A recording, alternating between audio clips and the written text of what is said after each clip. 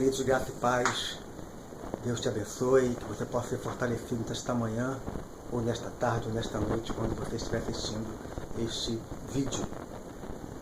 Eu tenho ministrado nesse tempo falando um pouco sobre a igreja, e é tão complicado falar sobre a igreja, porque quando a gente fala sobre igreja, as pessoas pensam logo num espaço físico, onde as pessoas se reúnem, ou a pessoa pensa na denominação, como igreja metodista, igreja batista, assembleia.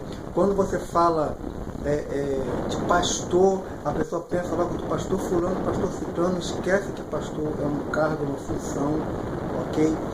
Quando você fala de um bispo, de um apóstolo, também as pessoas ficam logo pensando em pessoas, não no cargo, na função. Então, assim, nós aprendemos muitas coisas equivocadas, né? Que se pode se trabalhar ou se desenvolver dessa forma, mas que deveria ser com maior clareza para que a igreja viesse a entender todo esse processo. Quando eu falo igreja, eu falo o povo de Deus, eu falo a população, as pessoas, a comunidade. Porque ser igreja é isso, é ser uma comunidade em prol de um propósito. Então, isso é ser igreja. Então, quando nós nos dividimos, quando nós nos separamos, quando nós rachamos, então assim, isso complica muito, porque na realidade nós estamos mais divididos do que unidos como igreja. Por isso que temos esse nome, um monte de nome de igreja metodista, igreja batista, igreja assembleia, igreja isso, igreja aquilo, que nada disso é igreja. Isso são denominações. Isso é a forma com que aquela comunidade está organizada, com aquela ideia, com aquele pensamento. Isso sim, aí está claro. Agora, quando igreja não, igreja é você. Aí a gente pensa também, igreja local, igreja... Gente, é povo de Deus. A forma com que a gente se organiza, a gente precisa simplificar para a gente poder entender. Porque nesse tempo, quando nós falamos sobre a igreja de Cristo, o que está acontecendo no mundo, parece que o que está acontecendo só no Brasil ou só nos Estados Unidos. Não. Há uma decadência da igreja no mundo. No mundo. Entende? Por quê? Porque na década de 60, 70, até 80, a igreja ela vinha numa crescente e num envolvimento grande com a palavra,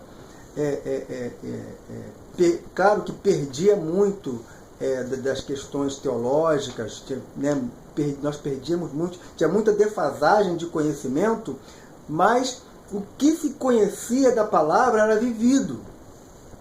Hoje, como igreja, a igreja hoje está bem mais elitizada, né? A quantidade de pessoas que compõem esse corpo de igreja hoje, como nós vamos ver, em sua maioria, são pessoas que têm um entendimento intelectual grande, pessoas que conhecem bem a palavra, pessoas que conhecem bem a ciência, pessoas cultas. Então, assim, só que, contrapartida, a igreja hoje deixou de cumprir a palavra.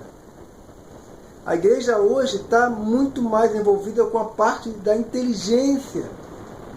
Então, assim, nós temos grandes pregadores, grandes homens de Deus que estão aí ministrando a palavra de forma poderosa, mas ministrando só conhecimento e sabedoria. Zero de prática.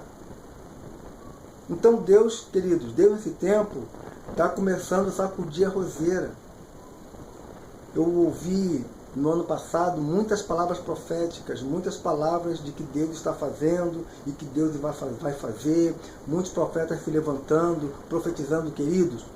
Eu quando olho para a palavra de Deus, eu não consigo enxergar nenhuma manifestação de Deus na terra antes de que aconteça alguns eventos. Você pode perceber isso. Toda vez que Deus vai manifestar a sua glória, Ele quebra o ser humano, Ele amassa o ser humano, Ele moe o ser humano por amor, para mostrar para olha só, você fugiu da minha presença, você saiu do propósito, você deixou de cumprir a minha palavra, você deixou a fonte de águas para buscar em cisternas rotas. Então Deus está sempre nos preparando. Agora, é claro que existe muitas coisas de Deus para acontecer sobre nossas vidas, promessas tremendas, e eu creio que isso vai acontecer. Mas também eu vejo que Deus nunca tirou o seu povo do olho do furacão.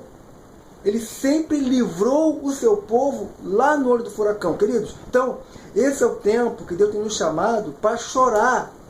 É o tempo que Deus tem nos chamado para lamentar, para buscar a presença dEle. Para chorar porque esquece a sua vida. Clame pelo povo de Deus. Clame pela igreja de Cristo. Não fique clamando pela sua denominação somente. Querido, então esquece a sua denominação. Se liga que a igreja é muito maior do que uma denominaçãozinha como igreja metodista, como igreja batista, como igreja presbiteriana. Querido, Assembleia, a igreja de Cristo é muito maior do que isso. Então vamos nos conscientizar como povo de Deus, como nação de Deus, e clamar a Deus para que Ele sare essa terra, para que Ele sare, sabe, as nações, para que Ele sare o seu povo, para que a glória dEle se manifeste. Deus não vai te tirar da terra. Ele vai fazer você olhar e viver tudo isso, mas Ele vai te livrar disso.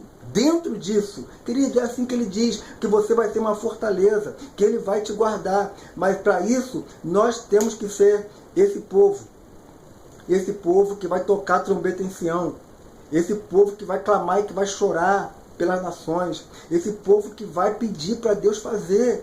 Não adianta a gente ficar num romantismo, sabe? Achando que as coisas vão ser do nosso jeito. Querido, Deus tem um jeito próprio de fazer as coisas. Nós lemos a palavra e não acreditamos nessa palavra.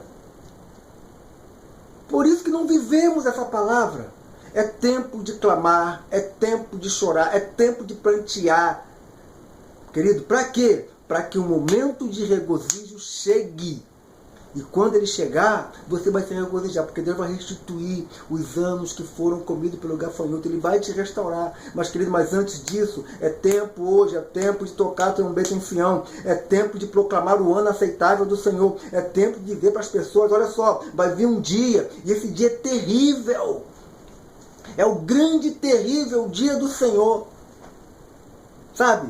Então, querido, fique com essa palavra, Deus te abençoe, Deus te fortaleça, que o Espírito Santo possa iluminar a sua mente.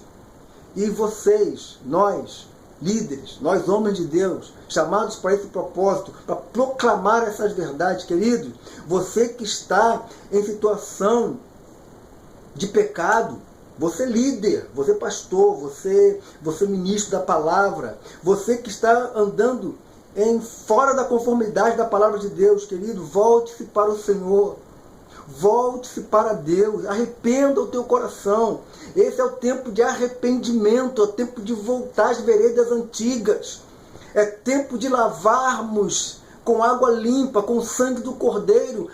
Busca o arrependimento no teu coração, para que Deus possa, no tempo certo, te exaltar. Mas vai lá para o altar, se coloque lá, se arrependa, querido. Não deixe passar esse tempo, porque quando vier a justiça de Deus, quando Ele vier com justiça, não vai mais ter tempo.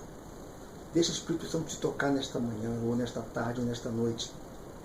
Volte para o centro da vontade de Deus. Querido, existem muitas pessoas que nós dizemos que elas estão perdidas. Queridos, existem pessoas que estão no mundo, mas já estão achadas. Estão até vivendo em situações de pecado, porque ainda não tiveram aquele encontro de verdade, não chegou o momento dela. Mas existem muitos de nós que estamos dentro dos espaços de adoração completamente distantes da presença do Senhor.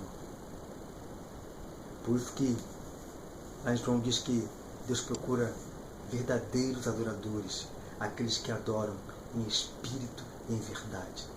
Que o Espírito Santo de Deus possa te tocar nesta manhã, nesta tarde ou nesta noite.